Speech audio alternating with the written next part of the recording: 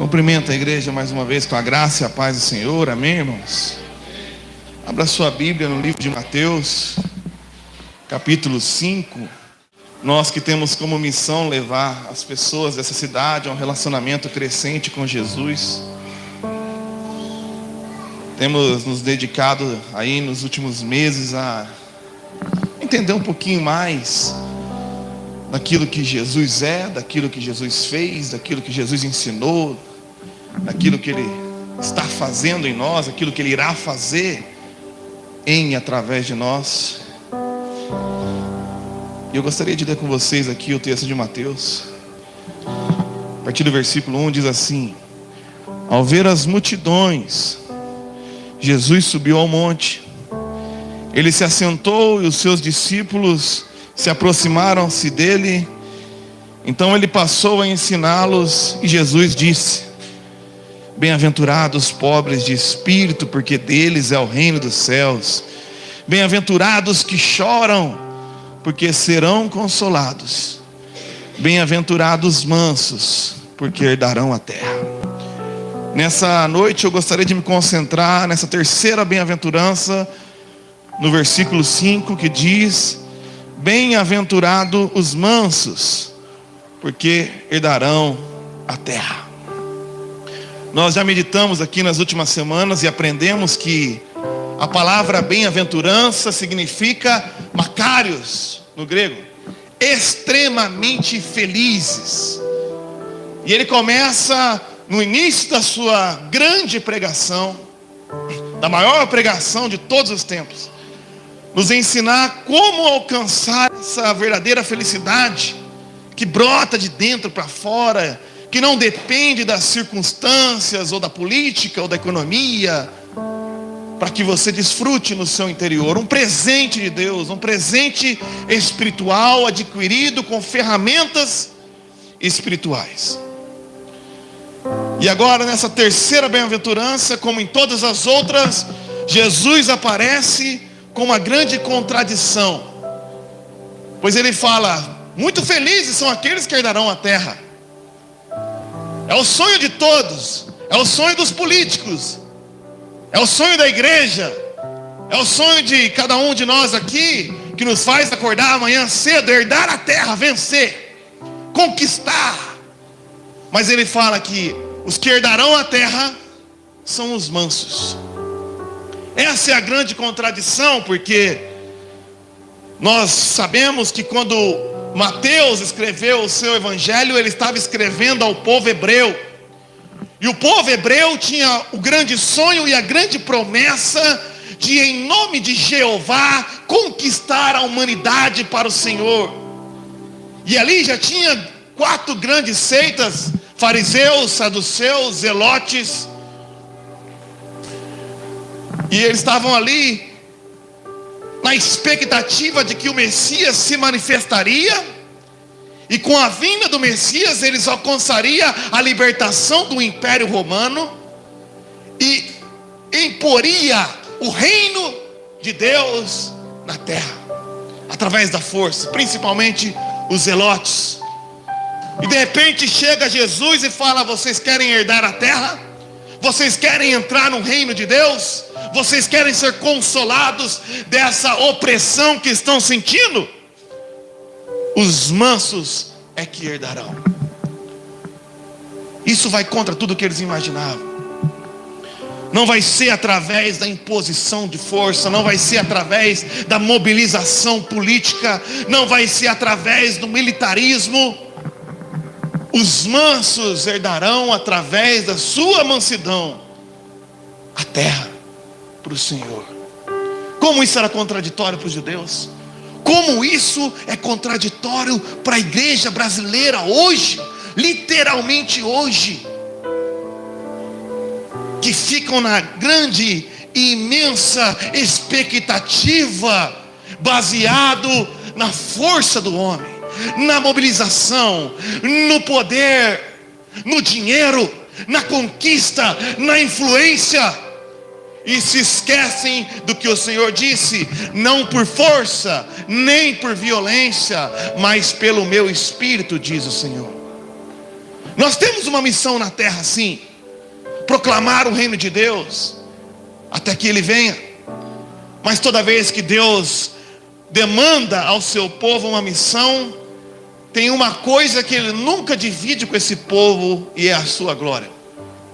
Quando Deus mandou Gideão livrar o povo dos amalequitas, o seu povo dos amalequitas, Gideão reuniu uma grande tropa, e aquela grande multidão se apresentou diante de Deus, e Gideão, sim, se apresentando como o menor da sua família, a sua família o menor do seu clã, e o menor da sua tribo, mas juntou uma multidão.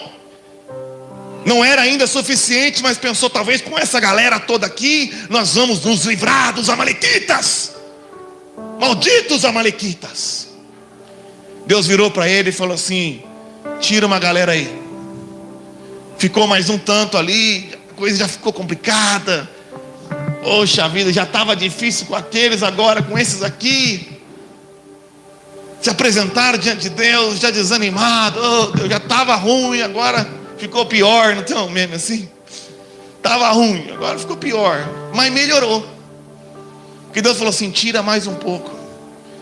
E de repente eles, que com toda a nação já eram subjugados, agora se reuniam com apenas 300 e tinham que se livrar. Mas o que eles aprenderam é que quando Deus nos dá uma missão, essa missão não é operada por força nem por violência. Eles pegaram vasos de barro e uma tocha, seguiram os comandos de Deus, sitiaram os amalequitas, jogaram o vaso no chão, ergueram a tocha, e Deus operou o milagre, e o povo se confundiu, e eles foram derrotados. Porque Deus não divide a sua glória com ninguém, e Ele não opera pela força do homem, mas Ele opera pelo poder de Deus. Que pena que hoje muitas pessoas não estão adorando ao Senhor, porque estão muito preocupados se domingo que vem vamos impor o reino de Deus no Brasil. Pessoas que não entenderam que o governo que vai entrar vai durar 4 anos, mas a palavra de Deus permanecerá para todo sempre. Eu tenho minha posição política, meus irmãos, todo mundo sabe aqui, mas a minha esperança está no Rei da Glória, e eu não abro mão. Então quando nós vamos meditando a cultura do reino de Deus, nós vemos uma progressão de humilhação. Porque primeiro ele fala: bem-aventurado os pobres de espírito. Primeiro você aprende a se sentir um mendigo espiritual, alguém que não é digno de nada, diante daquele que é digno de tudo, alguém que não merece nada. Depois ele fala que bem-aventurados são os que choram, e como eu ensinei semana passada, uma vez que você é extremamente miserável de espírito, se apresenta diante de Deus com essa miserabilidade e oferece a Ele o seu lamento, o seu clamor. Não basta apenas a confissão, é necessário a contrição, uma dor, um sofrimento pontiagudo interno devido à nossa miséria, um reconhecimento diante de Deus de que não somos nada e não podemos nada. Mas se não bastasse isso, agora Deus dá uma ordem pior. Não basta se reconhecer como miserável, não basta se lamentar como miserável, agora Ele pede que o seu povo se comporte diante dos outros como miserável, pois esse é o espírito da mansidão. Sem reagir, debaixo dessa constatação, Ele pede que nós não reagimos às ofensas. O que é complicado, porque uma coisa é eu chegar diante de Deus, ceia, e falar: miserável homem que sou. Outra coisa é eu aceitar que você diga para mim: miserável homem que você é, e ficar manso com isso. Uma coisa é eu falar e cantar bonitinho: eu não sou nada, eu não sou digno de nada. Outra coisa é sair daqui ir trabalhar, ser humilhado, ser maltratado, ser cuspido e aceitar. É nessa hora que a cristandade escapa. Nessa hora o evangelho escapa. Hoje teve um deputado evangélico, falou um monte de bobeira, falou palavrão, xingou, foi recebido injustamente, preso. Pegou uma arma, tacou uma bala na cabeça dos policiais e disse assim: nem que eu tenha que morrer para estabelecer a cruz de Cristo no monte mais alto. Que cruz é essa? Que espírito da cruz é esse? Que espírito da cruz é esse, igreja evangélica? Que o cara ofende, não pode falar injusta, corrupta, parcial, não, vagabunda, prostituta. E agora está recebendo, a prisão é injusta. Xingaram a filha do presidente e não fizeram nada. Sabe o que eu aprendo com Jesus? Ele foi preso injustamente. E quando foi preso injustamente, Pedro pegou uma espada, deu na orelha. Ele botou a orelha de volta, porque cristão aceita a injustiça. É injusto. Mas não vem falar em nome da cruz. Fala em nome de você. Porque em nome da cruz a gente fala: pode me prender. E se tivesse confessado, se tivesse assumido a cruz, a cruz de Cristo teria sido levada ao monte mais alto. Se tivesse acusado a injustiça com verdade, é injustiça, é corrupção, é parcialidade. Preso ao domingo, bota a mão para trás e vai. Estou sendo preso injustamente por amor à verdade, e a cruz de Cristo está sendo glorificada. Mas, irmão, esse evangelho saiu da moda. É bonito pegar a ceia e falar: eu sou um miserável. Difícil é ouvir um miserável falar que você é um miserável. Mas sabe quem herda a terra? Os mansos. Mas como que fica a injustiça? A Bíblia está cheia de exemplos de mansos que venceram. Deus deu uma promessa para Abraão, e ele levou o seu sobrinho Ló, um enteado. As coisas começaram a crescer, e eles precisavam se dividir. Abraão falou para Ló: escolhe o terreno. Ló escolheu o melhor terreno. Mas no fim das contas, Deus abençoou Abraão. Moisés foi colocado para governar o povo, cheio de poder e de unção. Ele chamou a sua irmã e seu irmão, Arão e Miriam, para ajudar na humildade. Eu não sei falar, eu não sei. Deus não chamou Arão, Deus chamou Moisés. E o poder e a unção de Moisés era tão grande que começou a atrair inveja nos seus irmãos. Eu já falei aqui, é muito fácil chorar com os que choram, difícil é se alegrar com os que se alegram. As pessoas morrem de inveja. Todo mundo quer ver você bem, mas não melhor que elas. Às vezes até o seu irmão. E aí, Moisés diante de Deus, servindo, chegou Miriam e Arão, falou: só você? Só você? E tentou derrubá-lo. Qual foi a resposta do, segundo a palavra de Deus, homem mais manso e humilde da terra? Vamos deixar com Deus. A lepra invadiu a sua irmã, a doença chegou em Arão. E o que ele fez depois? Perdoou. E chegou onde tinha que chegar, porque o que é teu ninguém pode tomar. Porque a esperança dele não estava na força do homem, estava na promessa de Deus. Davi e Saul. Saul era o rei, desobedeceu a Deus. Samuel foi lá na casa do pai de Davi para ungir o filho, que Deus falou que estava lá. Nem lembraram dele, era um Zé Ninguém escondido lá. Botou a mão na cabeça de um: não é. Alguns dizem porque ele era bastardo, outros dizem porque ele era insignificante, tanto faz. Samuel falou, não tem mais ninguém aqui? Tem um Zé Ninguém chamado Davi. E ele diz no Salmos 23, que Deus preparou uma mesa na frente dos seus inimigos, e ungiu a cabeça com óleo até que transbordasse na presença dos inimigos, foi ungido o rei. Mas era um moleque. Na humildade foi servir o rei Saul. Tocava uma lira para tirar os seus demônios, e o bicho começou a ficar com ciúme dele, começou a perseguir. Teve a situação do Davi e Golias ali, ele foi lá, na humildade, obedeceu a Deus, venceu um gigante, não por força, nem por violência, mas pelo Espírito. 1,5 metro começou a trabalhar para o Sei. Só que, como eu disse, quem está com Deus, Saul tinha as armaduras, tinha espada, tinha 1 metro, 2 metros de altura, que todo mundo via. A cabeça dele sobressaía, os ombros dele sobressaía a cabeça de todos em Israel. Era um homem mais forte e poderoso. Mas Deus abençoava o mirim. E as mulheres começaram a cantar: Saul é grande, mata os seus milhares, mas o Davizinho do Senhor mata os seus 10 milhares. Então Saul começou a perseguir Davi, e ele começa a fugir.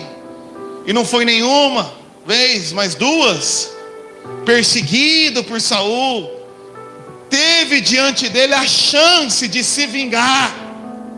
Era a chance de pegar aquele trouxa daquele Saul dormindo e dar-lhe uma facada no pescoço e assumir a promessa que era dele e herdar a terra.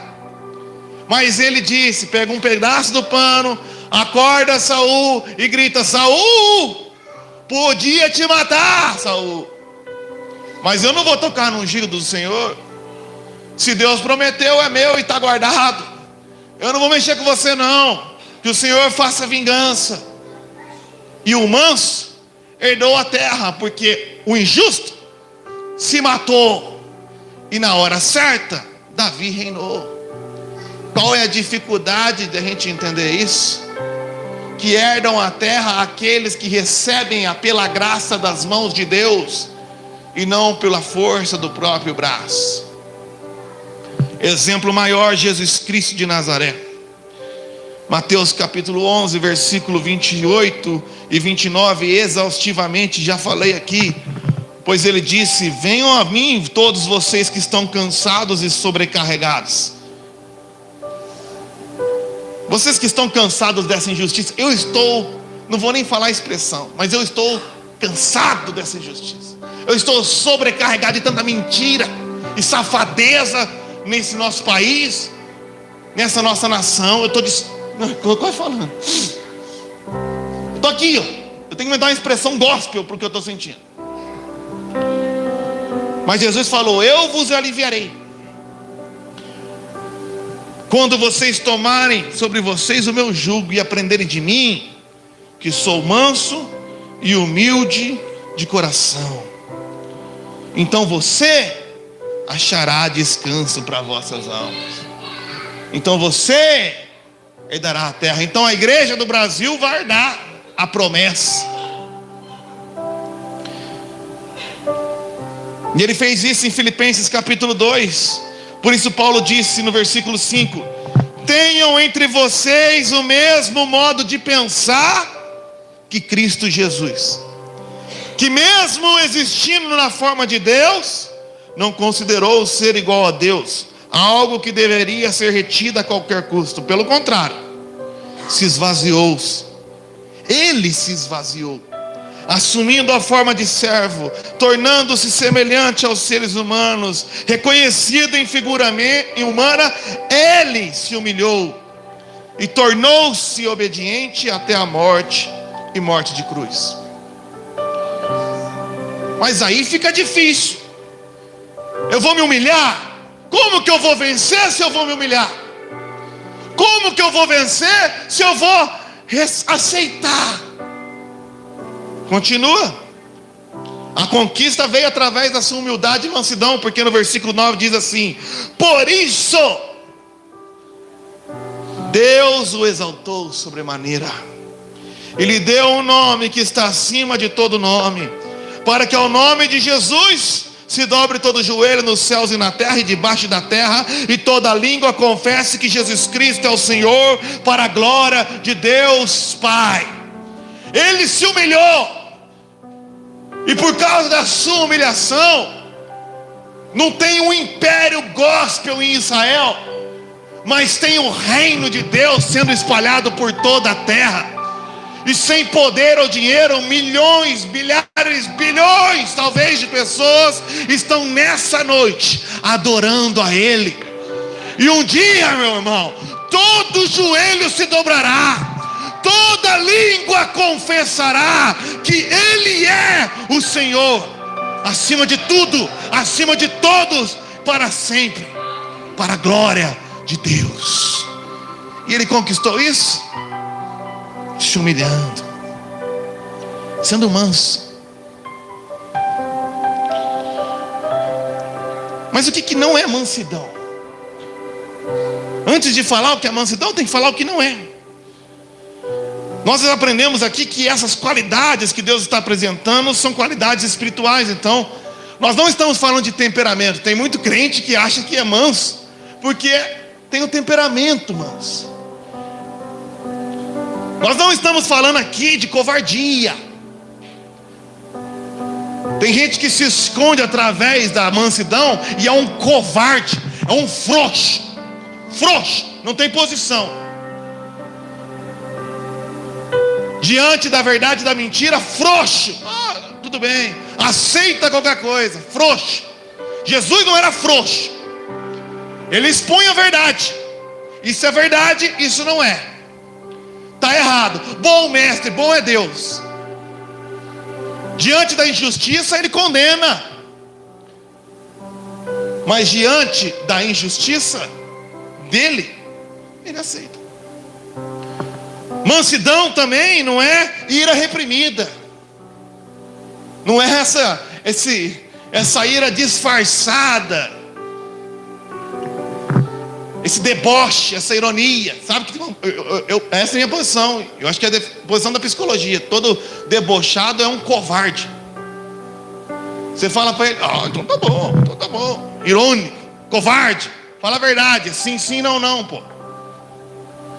E reprime a posição e fica guardado e fica debochando pelas costas, covarde. Você não é manso, é covarde. Diante da posição sim e não, Maria vai com as outras. Aqui todo mundo fala, eu estou junto. Covarde. Jesus não é covarde. Jesus tem posição. Então, se mansidão não é covardia, não é frouxidão, não é temperamento. Porque quando você olha para a vida desses homens que eu falei, Abraão, quando você olha para Davi principalmente, você vê ali que eles fervilhavam por dentro. Eles eram ofendidos e fervilhavam, pô. Mas mansidão não é apenas um temperamento frouxo. Mansidão é a maneira como você responde diante dos outros, partindo do princípio de como você se vê diante de Deus. Você vê Davi fervilhando, Senhor, diante de Deus, até quando? Senhor, você não está vendo? Senhor, olha a injustiça. Mas diante do seu inimigo, que o Senhor faça justiça, que o Senhor o repreenda. Eles tinham sim sentimento, eles tinham timbre. Irai-vos, mas não pequeis. Eles tinham brio,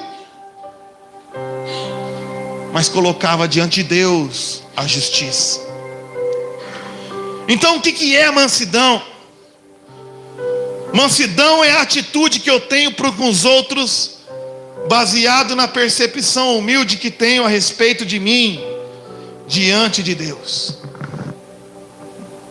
Uma pessoa mansa não é ultra sensível. Já viu essas pessoas que elas são mansas, mas são sensíveis. Olha, falaram mal de mim, são dodóis. Mostrando ali que o seu ego está tão aflorado, que o pastor passou por mim e não me cumprimentou. Você não é nada? Então você não é nada, pô. Ué, eu não sou nada, Deus. Olha, o patrão não me reconhece. Isso não é mansidão. Você não é nada? Então não é nada. Você não merece nada? Então não merece nada. Então não tem essa sensibilidade. John Bunyan falou assim: aquele que está caído não precisa temer a queda. Aquele que está caído não tem que temer. Eu morri para mim. Separei até uma frase do Game of Thrones. Olha que heresia. Dos Greyjoy: o que está morto não pode morrer. Isso é um manso. Ele já morreu. Ofende um manso para você ver. Vai num velório e fala mal do manso, do defunto. Aqui, olha a roupa do. Olha lá, olha a barriga dele, olha, estufou ainda, ó. Ei, que a nossa amizade seja tão forte quanto esse botão. O defunto está lá. Mas se eu estou vivinho, se eu sou sensivinho, ai, falaram mal da minha barriga. Ah, miserável, o Senhor bota a mão e mata. Ah, olhou para minha barriga, mas não olhou para esse teu nariz, sei lá. E vai para casa chorar. Você está morto, irmão. Por isso que os mortos estão felizes. Porque o cristão cheio do ego está infeliz todo dia. Não me reconheceram, não sou honrado, não me elogiaram, não lembraram de mim. Que tristeza colocar sua felicidade na mão de um Zé Ninguém. D.L. Moody, um dos pastores que eu mais admiro, fala uma frase que eu gosto de repetir.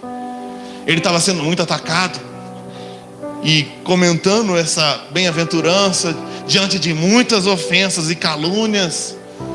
Ele virou para a igreja e falou assim: vocês falam mal de mim porque vocês não me conhecem.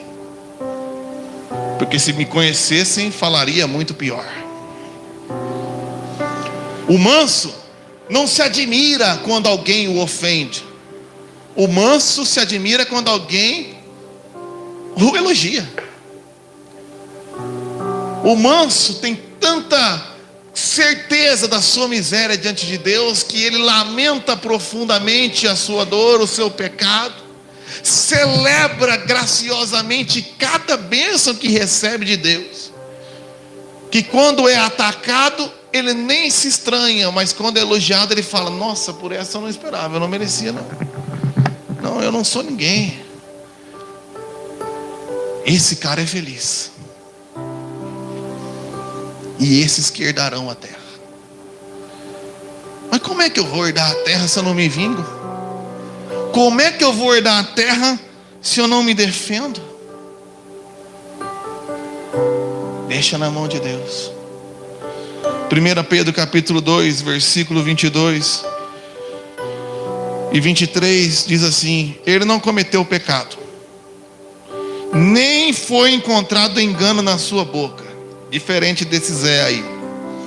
Pois ele, quando insultado, não revidava com insultos, quando maltratado, não fazia ameaças, mas se entregava àquele que julga retamente. Quando insultado, não devolvia, porque quando você faz isso, perdeu a razão. Quando caluniado, não devolvia, porque quando faz isso, não herda mais a terra. Se você quer vencer na vida, quando insultado, coloque diante de Deus, que julga com retidão. Essa é a garantia da nossa vitória. Romanos 12, 19 diz assim: meus amados, não façam justiça com as próprias mãos, mas deem lugar à ira de Deus, pois está escrito: a mim pertence a vingança, eu é que retribuirei, diz o Senhor. Nossa, isso aqui está no Novo Testamento. Deem lugar à ira de Deus. Você está fazendo a tua parte? Foi caluniado, foi perseguido, foi injustiçado. Que pena que ele aceitou o evangelho, a igreja evangélica, mas não aceitou o evangelho.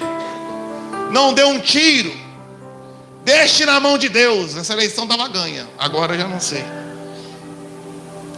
Pois ele disse: a mim pertence a vingança. Parece que eu fiz de propósito. Aqui está na escala, irmão. Essa mensagem já está pronta. A mim pertence a vingança.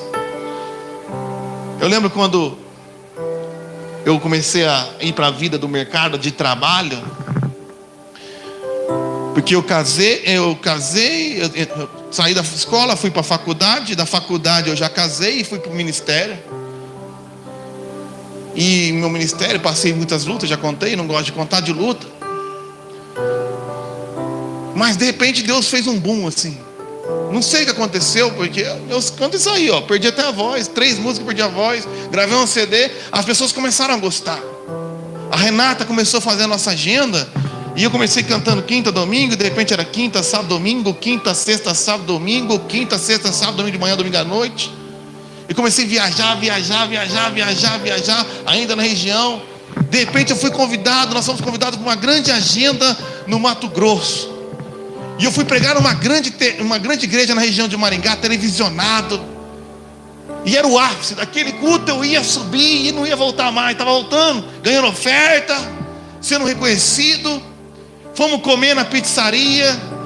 E eu e a minha boca grande, contei para o pastor a grande agenda que um amigo nosso em comum tinha feito para mim no Mato Grosso. Na hora, ele pegou para ele, ligou para o amigo dele e falou: pô, você marcou para o Mateus, marca para mim. E eu perdi toda aquela agenda. E eu fiquei em casa indignado. Senhor, cadê a justiça? Então Deus me conduziu para um caminho de ensinar sobre a justiça. Parei, era dezembro, não tinha como pagar as contas. O irmão da igreja falou: Mateus, eu vendo toner. Quer vender toner para mim? Você não tem profissão, você não tem emprego, porque eu não tenho informação, a não ser eu pregar o evangelho. Só para te ajudar. O que você vender, te dou 10%. Na hora, aceitei. Quanto que é um toner, Alessandro? R$30. Demora 8, sei lá quantos meses demora para acabar um toner, irmão. Se eu vender um toner, eu ganho R$3. Pensei, eu, a Renata, mais uma boca, R$3. É o que tem na mão. Vamos vender toner. Renata botava minha roupinha lá. Eu ia lá a pé para a Avenida Bandeirantes, que tinha um monte de consultório. E ficava indo de porta em porta tentando vender um toner. Aí eu não tinha dinheiro para comer ou para voltar, porque R$3 para vender um toner. Deitava lá numa farmácia que agora tá bonito, tá nisso aí. Deitava no chão e ficava lá, tirando um cochilo no chão, tipo um mendigo mesmo. E depois voltava e vendia e voltava para casa. De repente eu tive uma ideia: pois esse negócio de escritório não vai dar certo, eu vou tentar levar num lugar grande. E comecei a fechar o negócio, consegui vender 7.000, 700. Como é que sustenta a família com 700? Fui receber, o cara falou: Mateus, 10% está muito grande. Vou te pagar 3. Depois que o jogo estava jogado. Oxe. Faz o seguinte, Mateus, bota a Renata para ficar ligando aqui. Aí ela agenda mais, ó. Você está indo bem, mas você está perdendo tempo. Se ela agendar, você vai vender mais. E comecei a ligar, liguei na Reunic, liguei não sei aonde, liguei na Unopar e ele ria. Ah, que Unopar? Você acha que se não fosse vendendo Unopar eu não tinha vendido? E eu fiquei, Renata ligando, a gente foi, irmão, de repente eu fechei um contrato na Unopar, que eu ia tirar 30 pau de comissão, em 10 meses, 3 pau por mês, tá perto. Ele falou: nossa, Mateus, parabéns, deixa eu ir lá com você, conhecer o cara do compras. Entrei no seu carrão, fomos lá, e eu inocente, tá aqui, irmão da igreja, líder da minha célula, tá aqui. Esse é o cara do compras. Eles apertaram a mão, cumprimentaram, voltaram do Unopar. Quando chegou no meio da 10 de dezembro, ele falou: desce do carro, Mateus, a partir de amanhã você não precisa mais trabalhar. E eu perdi o contrato. E cheguei em casa chorando. Ele foi muito esperto, porque ele mandou descer do carro antes de falar, porque senão ele que ia estar debaixo do carro. Eu ia para frente e depois ia dar ré, só para conferir se não era um quebra-mola mesmo. E fiquei pensando: miserável homem que você é, quem te livrará dessa morte? R$3. Aí fui para outra igreja, né? Nessa igreja eu não ando mais, só eu fui falar com o pastor dele. Pastor, lógico, um miserável como eu e o dizimista, rodei, né? Fui para outra igreja, o cara falou: olha, aqui na nossa igreja tem um irmão que tem filtros Europa. Você vai instalar o filtro lá. Se você conseguir vender, eu te pago 10%. O filtro custa 300. Se você vender, R$30. Eu falo R$30 no singular porque é uma tão porcaria de dinheiro que não merece nem o plural. Quando você tem 3 bocas, R$30 é real mesmo, não é reais. Vendi, tal, vai lá, criei uma estratégia. O cara vendia 7, 8 mil por mês. Passou uns meses, ele estava vendendo 40, 50 mil. Eu ia receber o salário, já contei. Ele falava: Mateus, olha aqui, tua comissão deu 3 mil, mas você tomou 4 multas, Mateus. O cara era gente boa. Caramba, então vou te pagar 800, tá? Toma cuidado, Mateus. No outro mês trabalhando, Renato, agora vou tirar 4 mil. Chegava lá, tinha 900. Mateus, o que você está fazendo no trânsito? Você tomou 5 multas, Mateus.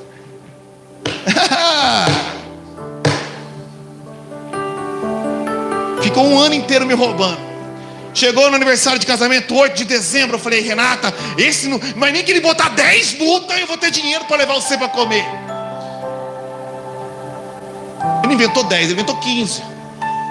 Cheguei no 8 de dezembro, o desgramado não estava nem lá para me mandar. Falou: Mateus, a secretária, está aqui, Mateus, R$800. Eu falei: R$800 o quê? R$800. Cadê meu dinheiro? Mateus, ele falou da multa de novo. Eu falei: mas eu já tomei multa que eu vou ser preso, pô. Peguei o carro dele e falei: agora tá bom, ele me roubou 3 mil, mas eu vou pegar esse carro da empresa e enfiar no lago da pó. Quero ver quem vai buscar aquela porcaria de lá, sem seguro. Rodei, um ódio desgraçado dentro do meu coração, torcendo para achar ele. Não achei, não consegui me vingar. A mulher falou, uma mulher da igreja contou: Mateus, você está transtornado, vem cá, faz um concurso. Fim, deixei. Fiz o concurso também. Se eu te contar do concurso, você chora, então não vou nem contar. Só sei de uma coisa: alguém um dia estava no meu aniversário, eu contando as minhas lamúrias, e o cara falou: por que você não vende apartamento, Mateus? Quanto que ganha por apartamento? No carro. Fui vender carro, outra igreja. Mateus, o que você manja de carro? Gente, até hoje eu não manjo nada de carro. Vai ver meu carro, o estado que ele é, parece. Eu não entendo nada de carro. Eu só consertei o carro porque o Antônio falou que ele estava quebrado. Eu estava sem embreagem e estava achando que era o meu pé. Eu, cara, não entendo nada de carro, mas eu sei lá, joga eu aí. Botaram eu na Honda, R$300 por carro. Tô subindo. Era 3, virou 30, agora é 300. Primeiro dia, vendi um carro. O japonês ficou louco. Gente, que carro você vendeu? O branco. Você tem noção que a raiva que é para um vendedor de carro? Você fala que você vendeu o branco? O branco. Porque era multimarca. Mas branco, que branco? Aquele branco lá, ó, tá vendido. Você não sabe nem o nome do carro e vendeu? Eu não sei o nome do carro, mas eu sei vender. Você está proibido de vender. Só quando sair teu sistema. 7 dias assim sentado. Saiu o sistema, moleque. Pode vender. Saí no pátio, 3 carros vendidos. Que carro você vendeu? O cinza, o vermelho e o verde. Moleque burro do caramba! Não sabe nem o nome dos carros. Não tem nem carro, porque eu ia de ônibus. Eu vendia filtro Europa tomando água da torneira e vendia carro andando de busão. E aí eu ia de busão lotado em Londrina, chegava lá, né? Com a roupinha. E vocês sabem, né? Eu não sou muito bonito assim, de estiloso. E quando chegava abarrotado. Aí o cara chegava pra mim e falou assim: olha, parece um porco com essa roupa abarrotada, quer vender carro da Honda. E eu ia lá no cantinho do banheiro, chorava, ligava pra Renata, falava: estão me humilhando aqui, Renata, não deixa eu vender. Você é o último, que você parece um mendigo. Tá bom. Aí eu ficava lá, os caras estavam: ajuda lá, não tem ninguém. Todo mundo atendendo, 2, 3, eu tinha que ficar parado. A hora que ele falava: ajuda lá, eu saía de lá e vendia o carro, voltava. Primeiro mês, primeiro lugar de venda. A loja vendeu 12, eu vendi 9. Segundo mês, primeiro lugar de venda. Terceiro mês, primeiro lugar de venda, fui fechar o contrato de efetivo. Valeu, Antônio. Mateus, você não vai poder ser efetivado não. Você não sabe o nome dos carros. E quantos carros vendeu a loja? 30. Quantos eu vendi? 22. Dane-se o nome dos carros, eu vendi. Não, o pessoal não gosta de você. Injustiçado. Aí alguém me ligou: Mateus, vai ainda na MRV lá.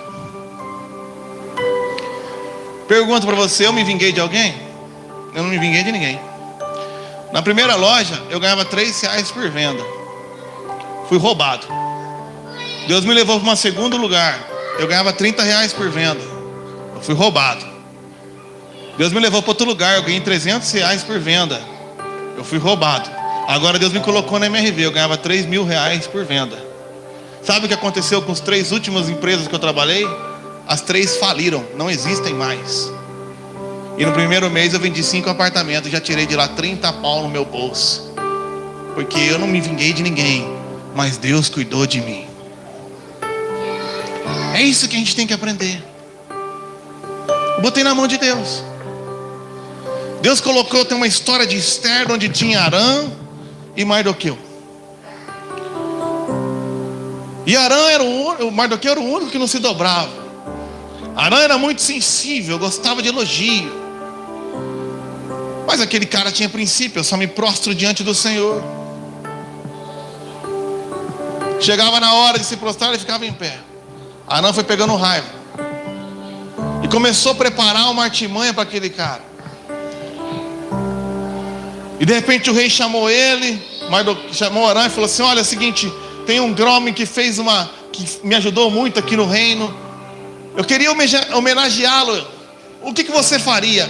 Arã pensou que era para ele e começou a falar: olha, eu colocaria ele no cavalo real, botaria com vestes e saía espalhando: esse é um grande homem. Então o rei falou para ele assim: então pega Mardoqueu e bota ele no cavalo. Começou a vingança. Arã ficou doido da vida. Teve que ver o inimigo dele sendo honrado e preparou uma forca enorme na frente da sua casa. Preparou uma vingança. Na mentira, na corrupção, por debaixo dos panos, armou um jeito de matar não só Mardoqueu, mas todo o povo judeu, o povo de Deus. Mas Deus já tinha previsto isso e colocado ali a Esther do lado. O povo desesperado, Arã planejando, mas nada escapa dos planos de Deus, meu irmão. Nada escapa. O povo se prostrou, orou, na hora certa, no tempo certo, a rainha certa falou as palavras certas com amor e humildade: venha na minha casa, volte amanhã. E sem frouxidão, mas com mansidão falou: fizeram isso. E a forca que Arã preparou para Mardoqueu na frente da sua casa foi a forca que ele foi enforcado. Você sabe o que falta para a igreja? Sabe o que falta para os cristãos? Terem fé que a vingança é do Senhor. Terem fé que o mundo planeja e arquiteta. Mas se Deus falou que os mansos herdarão a terra, deixe na mão de Deus, porque Ele vai fazer acontecer. Eles arquitetam, e como disse Davi: meus inimigos armam contra mim, mas são eles que tropeçam e caem. Quanto a mim, só peço uma coisa ao Senhor: que eu possa estar na sua presença todos os dias da minha vida. Porque enquanto eu estiver na presença do Senhor, coitado dos meus inimigos, eles planejam e o Senhor ri. É isso que ele fala. Eles tramam, o crente desespera, mas Deus ri, pois Ele é soberano e o seu trono está estabelecido, como disse Oséias: calem-se diante dele toda a terra, o Senhor está no seu trono.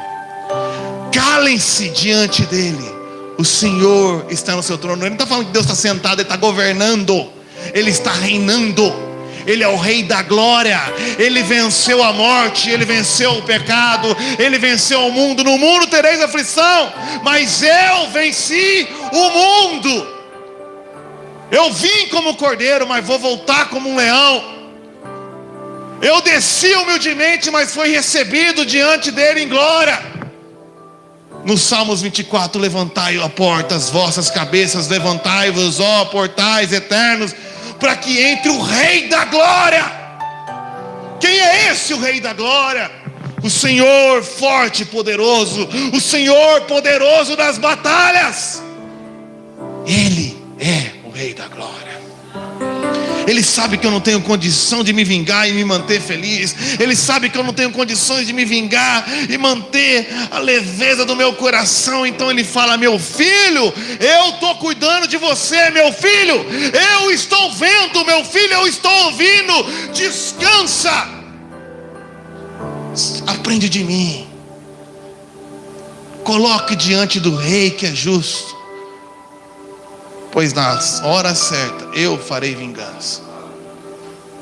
Irai-vos, mas não pequeis, pois vocês herdarão a terra. Bem-aventurado os mansos de espírito. Bem-aventurado aqueles que se reconhecem como mendigos, se reconhecem como tal, e que quando são tratados assim não se lamentam. Fiel é esta palavra: se já morremos com Ele, também viveremos com Ele. Pois se perseverarmos com Ele, também com Ele reinaremos. Coloque-se de pé, irmãos. Senhor meu Deus, eu sei que o Senhor quer estabelecer o seu reino de justiça, paz e alegria aqui na cidade de Bela Vista do Paraíso, Pai.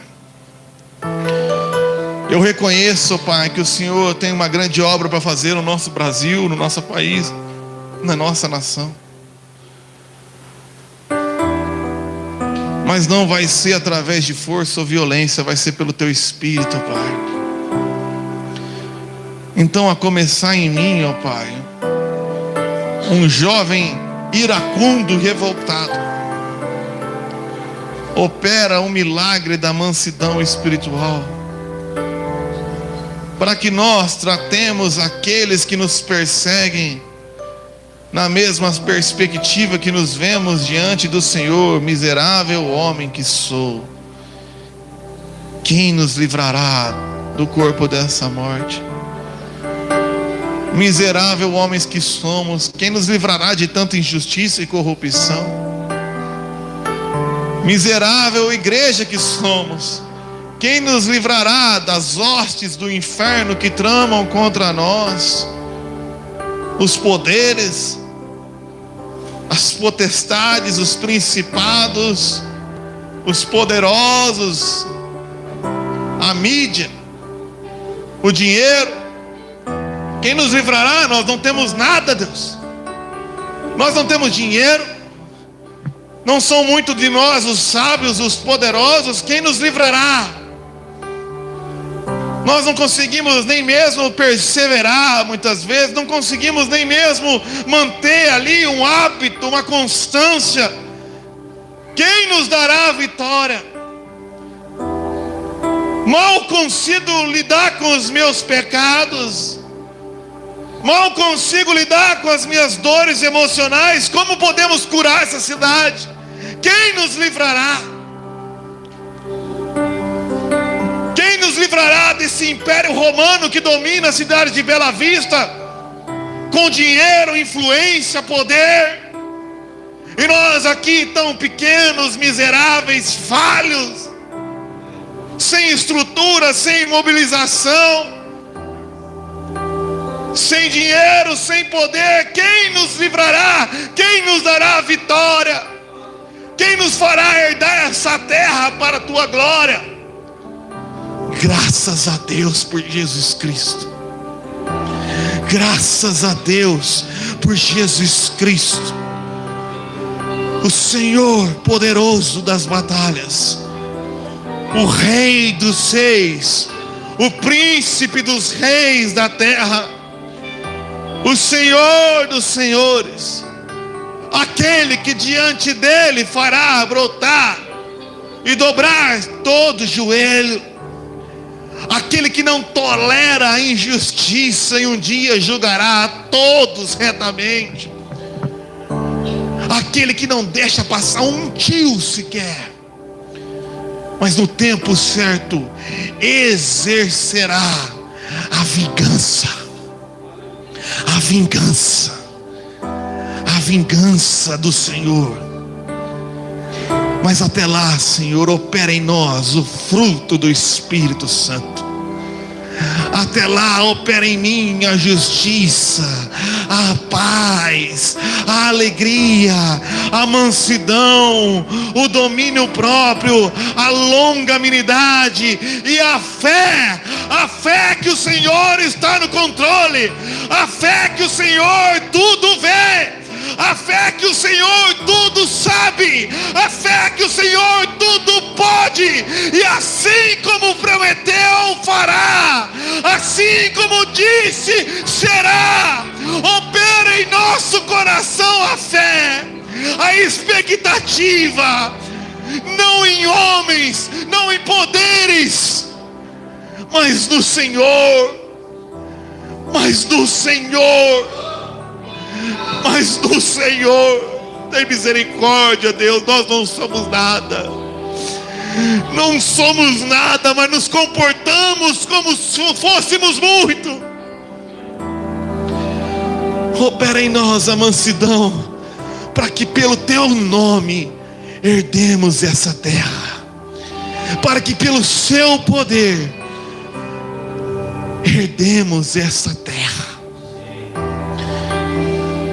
E quando o Senhor fizer, não restará aos olhos de ninguém nada mais além do que dizer: honra, glória, domínio e poder ao único que é digno de receber. A Ele a glória, a Ele a honra, a Ele o louvor, pois só Ele podia fazer o que Ele prometeu. Só Ele podia fazer isso, além de tudo, através de mim. Só Ele pode fazer, e Ele fará. Pois só tem uma coisa que Ele não pode fazer: é mentir.